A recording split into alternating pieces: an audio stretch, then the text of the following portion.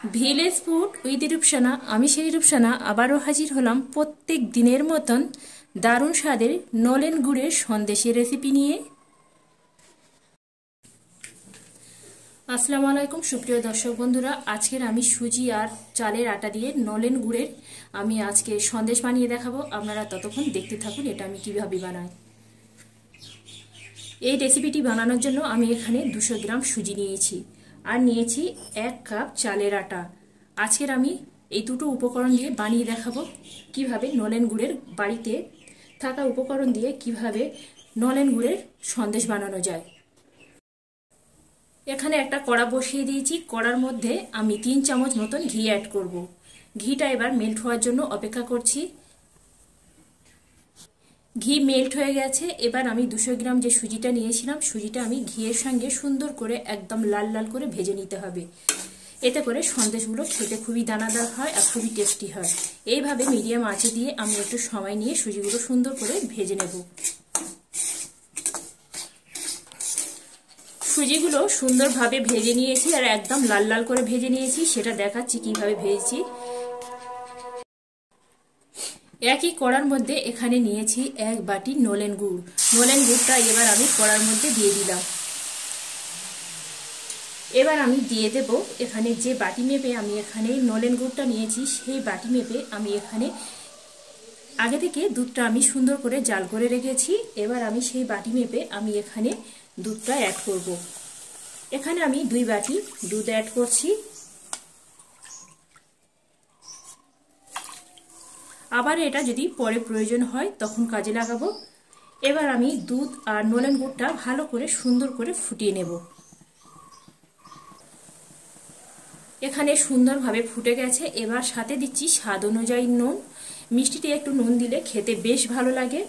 এবার আমি নুন দিয়ে সুন্দর করে এইভাবে একটু নেড়ে চেড়ে নিচ্ছি। নুনটা আমি মেল্ট করে নিচ্ছি।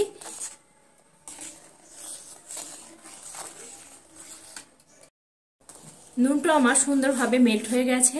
এবার আমি যে ভেজে রাখা সুজিগুলো রেখেছিলাম এবার আমি আস্তে আস্তে এই দুধ আর গুড়ের মধ্যে আমি দিয়ে দিলাম। দিয়ে এবার আমি এইভাবে নাড়তে চাড়তে থাকবো। নাড়তে নাড়তে যখন এইভাবে ঘন হয়ে যাবে তখন আমি এখানে 1 বাটি চালের গুঁড়ি নিয়েছি। চালের গুঁড়িটা এবার আমি এর মধ্যে দিয়ে দেব। অবশ্যই করে চালের গুঁড়িটা দিতে হবে, এতে করে সন্দেশের স্বাদ পাবেন। এবার আমি চালের গুঁড়িটা দিয়ে আঁচটা একদম মিডিয়ামে আঁচে রেখে সুজির সঙ্গে সুন্দরভাবে এইভাবে নেড়ে চেড়ে মিশিয়ে নিতে হবে। চালের গুঁড়িটা দিয়ে সুন্দরভাবে এইভাবে একদম নেড়ে চেড়ে নিয়েছি আর আস্তে আস্তে এইভাবে নাড়তে নাড়তে একটা মণ্ডপের মতন হয়ে আসবে। আপনারা ভাবতে পারবেন না যে চালের গুঁড়ি আর সামান্য অল্প একটু সুজি দিয়ে কিভাবে নলেন গুড়ের সন্দেশটা বানাচ্ছি। এইভাবে হলেও বন্ধুরা আমার মতন করে এই সন্দেশের রেসিপিটা একবার হলেও বাড়িতে বানিয়ে খেয়ে দেখতে পারেন।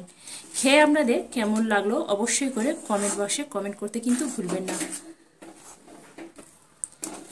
দেখতে পাচ্ছেন বন্ধুরা নাড়তে নাড়তে কত সুন্দরভাবে কড়া থেকে আমার একদম আলাদা হয়ে যাচ্ছে। এবার আমি এই পর্যায়ে আরও আমি এখানে 2 চামচ ঘি অ্যাড করব। এই সময় ঘিটা দিলে এই সন্দেশটা খুবই সুন্দর সফট হয় আর ঘিয়ের একটা সুন্দর ফ্লেভার আসে।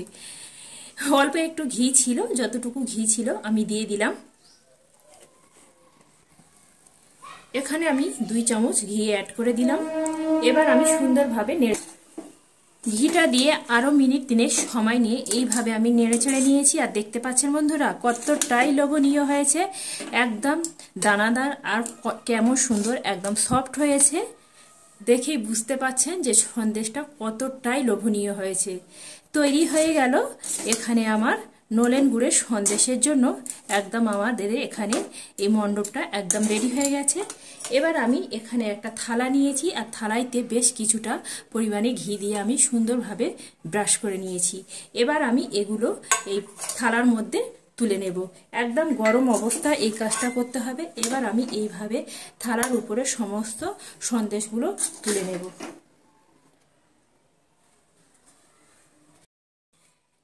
এখানে আমি প্লেটে তুলে নিলাম। এখানে আমার সন্দেশটা একদম ঠান্ডা হয়ে গেছে। এবার আমি এখানে একটা ছুরি নিয়ে সুন্দরভাবে এইগুলো চৌকো শেপ দিয়ে কেটে নেব।